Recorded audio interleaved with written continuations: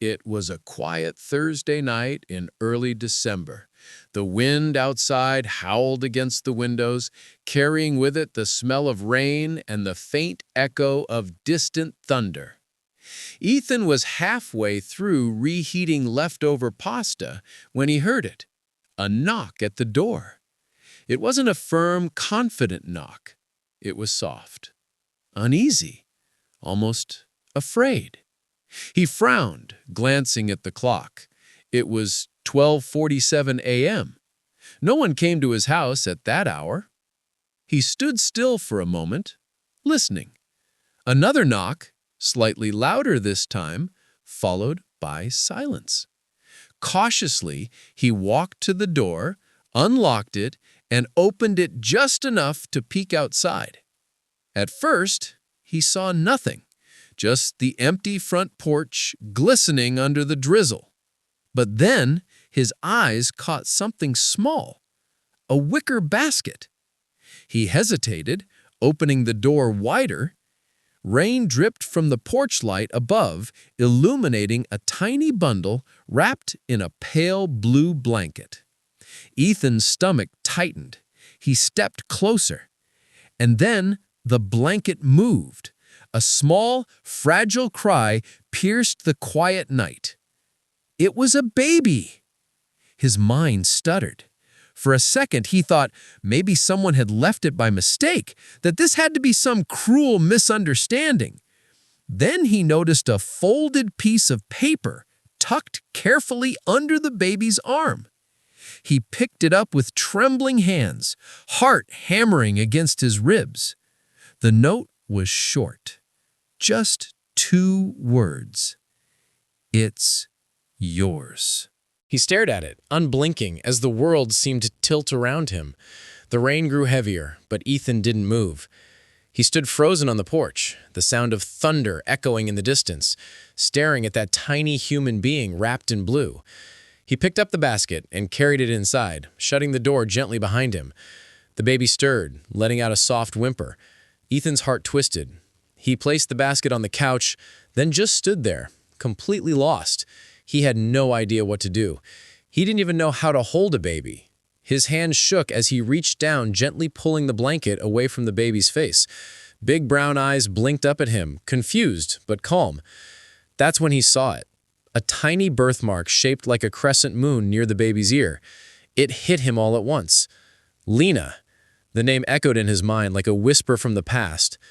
Lena, the woman he'd loved 2 years ago, the woman who had left without saying goodbye. They'd had a complicated relationship, beautiful but fragile. She'd been kind but troubled, always afraid of being left, always fighting shadows from her past. She'd vanished one morning, leaving only a short text that said, "I'm sorry, I can't do this." And now, here he was, staring at a baby that might very well be hers and his. Ethan read the note again and again, hoping there was some clue, some detail. But the handwriting was unmistakable. It was hers. The first few hours were chaos. He wrapped the baby in a warmer blanket, called a nurse hotline for advice, and did his best to feed him from a small bottle he found in an old emergency kit. By dawn, exhaustion had hit him like a wave. But every time the baby made a sound, Ethan's eyes shot open. When the sun finally rose, he looked around his apartment. Bottles scattered, the couch covered in blankets, his shirt stained with milk, and for the first time in years, the place didn't feel so empty. He named the baby Noah. For the next few days, Ethan barely slept. He bought formula, diapers, tiny clothes, everything a baby might need. His once perfectly organized apartment turned into a nursery. At night, he rocked Noah in his arms, feeling both terrified and strangely at peace. But deep inside, questions burned. Why had Lena left Noah? Why had she written that note instead of explaining? Was she okay?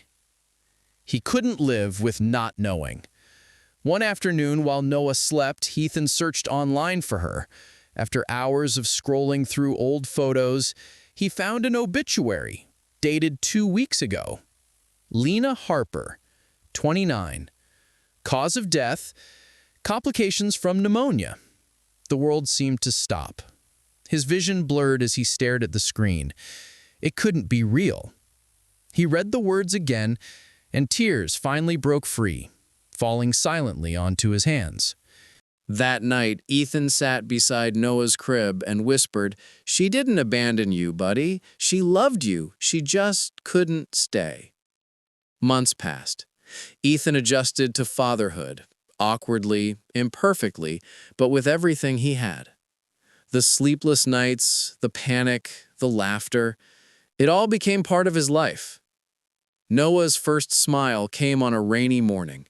Ethan had been humming an old song when Noah's lips curled just slightly.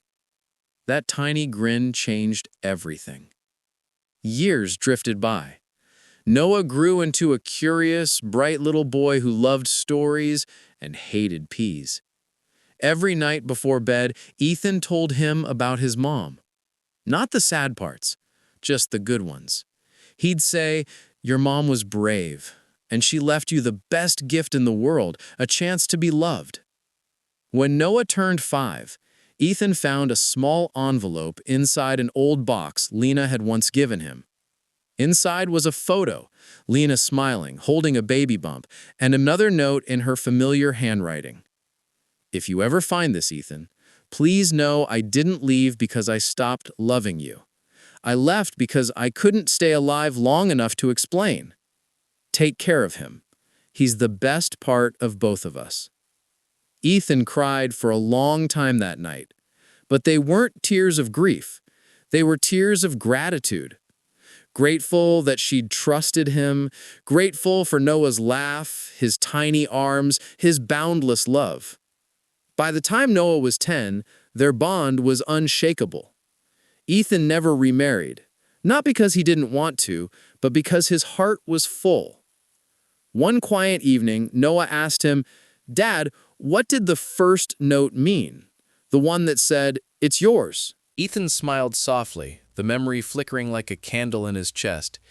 "It meant," he said, "that sometimes life gives us surprises we never expect, but they end up being the best things that ever happened to us."